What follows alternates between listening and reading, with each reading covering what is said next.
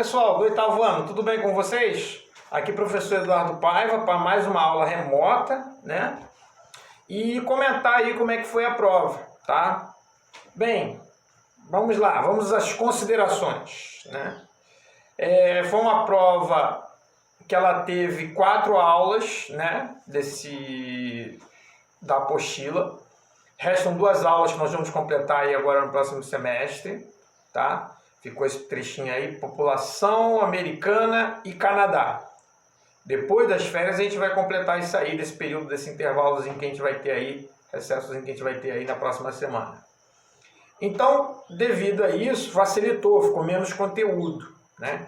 Então não esperava realmente que tivessem notas ruins. Por um lado, assim, vocês no geral, vocês foram muito bem, tá bom? 2 coisas me preocuparam, tá? Alguns alunos, foi a turma que eu tive a maior quantidade de alunos que não tiveram bom desempenho. Apenas 3, tá? Tudo bem. Por ser uma aula remota, a gente acredita que tenha realmente uma dificuldade, né? Vocês estão... A gente sabe que em sala de aula o professor às vezes tem que apertar para estudar.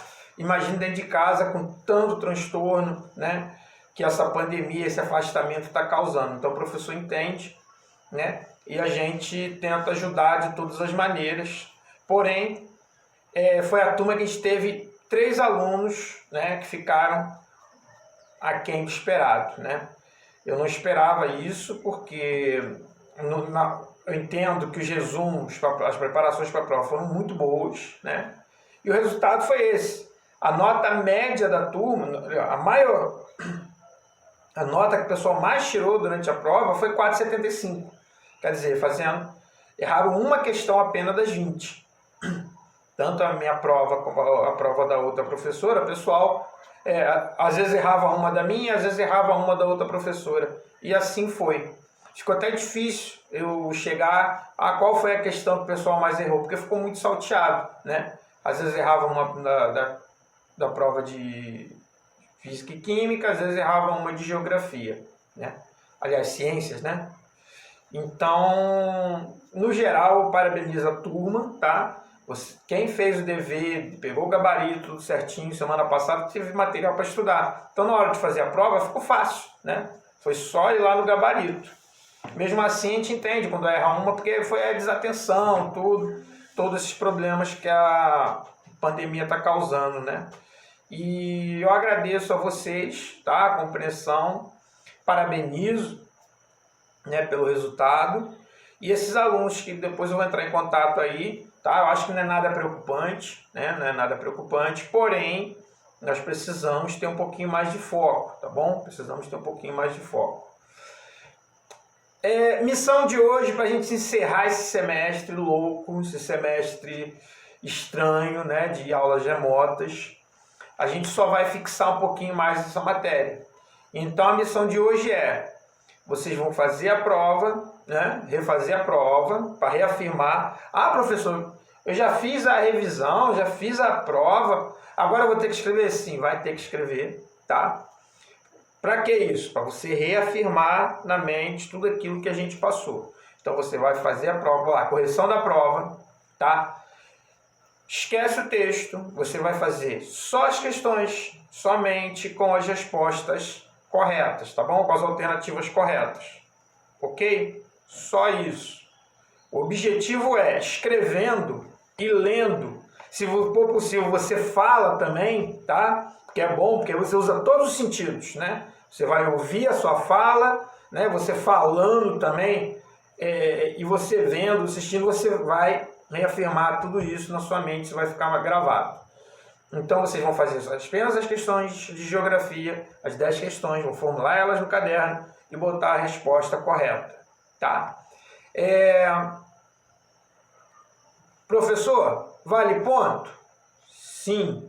Na verdade, a gente já vai começar a considerar isso já no próximo semestre, né? Quem não me apresentar as imagens do livro já vai ter desconto naquela nota de participação.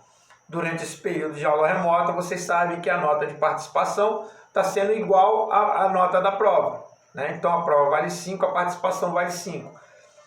Com isso, a gente pretende que vocês voltem mais, participem mais, seja perguntando para o professor, né?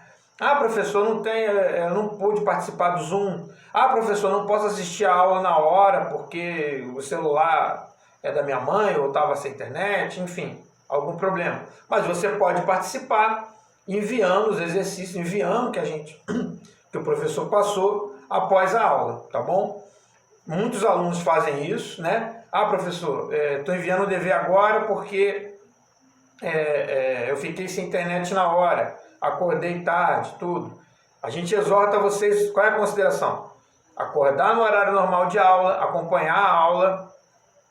Se tiver dúvidas, tira com o professor ali e depois você faz ali, passa limpo no caderno, né? Tudo que você precisar anotar no caderno. Mas é muito importante que você esteja presente durante o horário da aula, tá bom?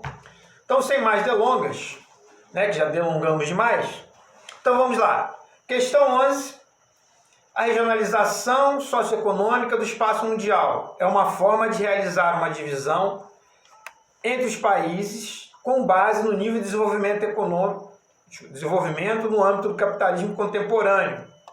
Então, por que no caso da regionalização socioeconômica considera-se apenas a existência do primeiro e terceiro mundos da antiga teoria dos mundos? Para você fazer essa questão, você tem que lembrar a teoria dos mundos, tá? Na teoria dos mundos, você tem os países centrais ou capitalistas, né, que é o primeiro mundo, os países ricos. O segundo mundo são os países socialistas.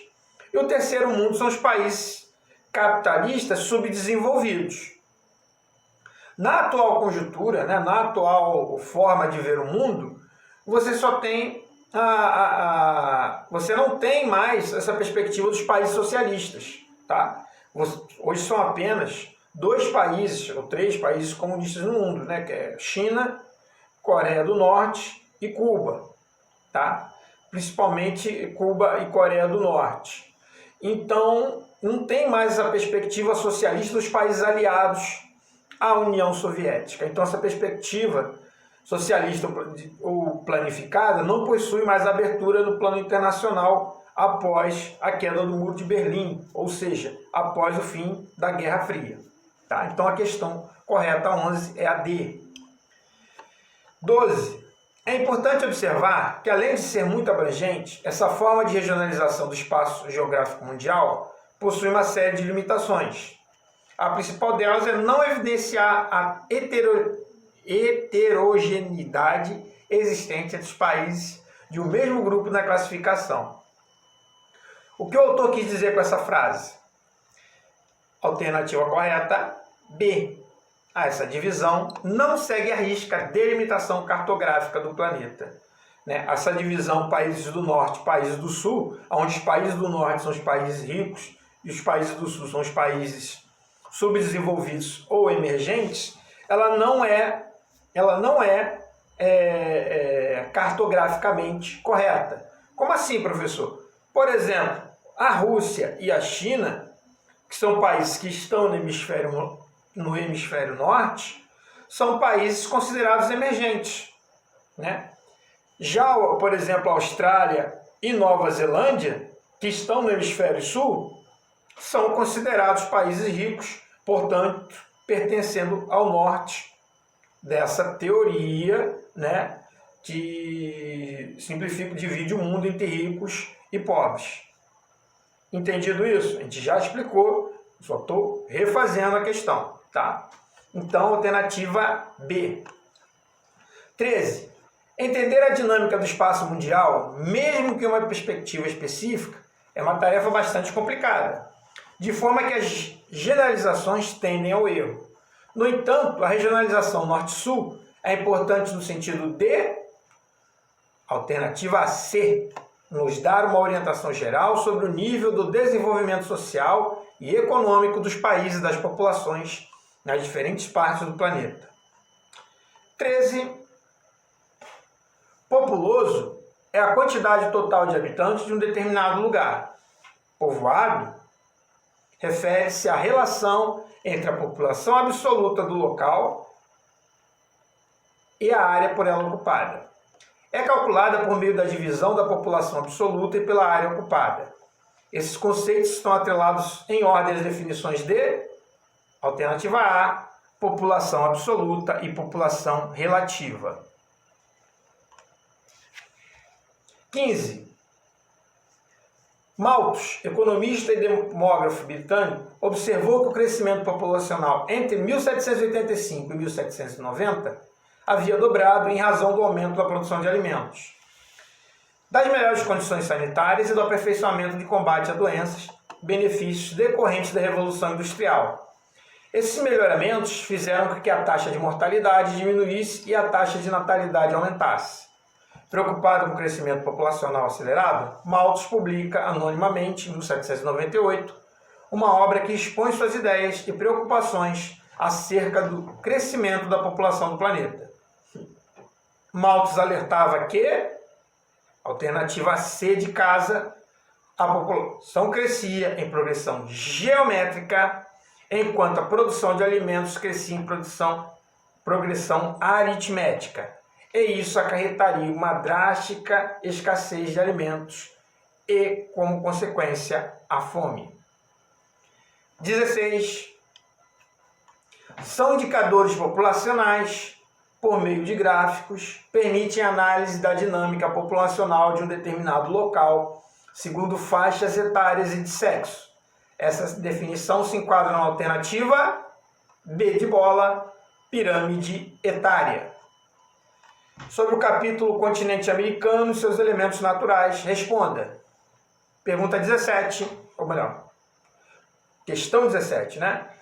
Toda a parte oeste do continente americano se distingue pela presença de montanhas recentes e planaltos.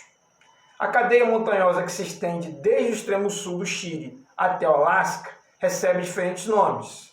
São eles, alternativa D, Cordilheira dos Andes, na América do Sul, Serra Madre, no México, e Montanhas Rochosas, na América do Norte, Estados Unidos, né?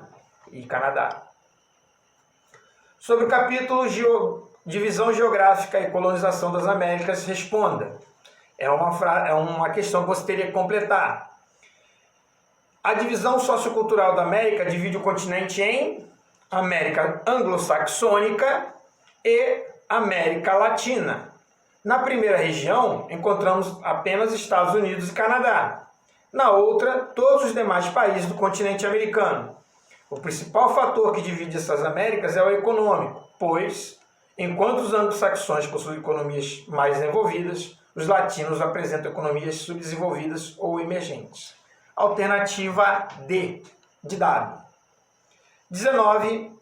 A América Andina é formada por países que possuem parte de suas terras nas Cordilheiras dos Andes, a maior cadeia de montanhas de todo o mundo, que se estende pela costa ocidental da América do Sul. Os países que fazem parte desta região são Colômbia, Bolívia, Peru, Equador, Chile e Venezuela.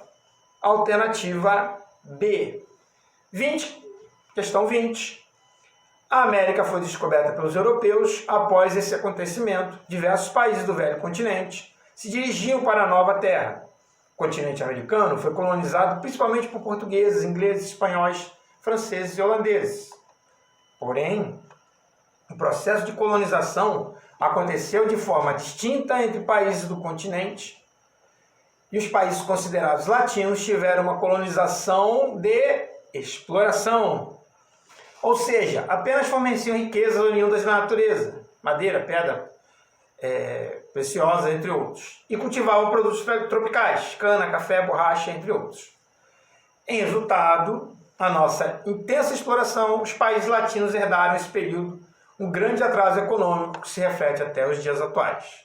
Por outro lado, os países que fazem parte da América anglo-saxônica tiveram uma colonização de povoamento. Isso quer dizer que o interesse da metrópole era povoar e desenvolver o lugar. Dito isto, a alternativa correta é a letra A. Assim, finalizamos a correção da nossa prova. Estou aqui do outro lado do telefone, aguardando as imagens do seu caderno.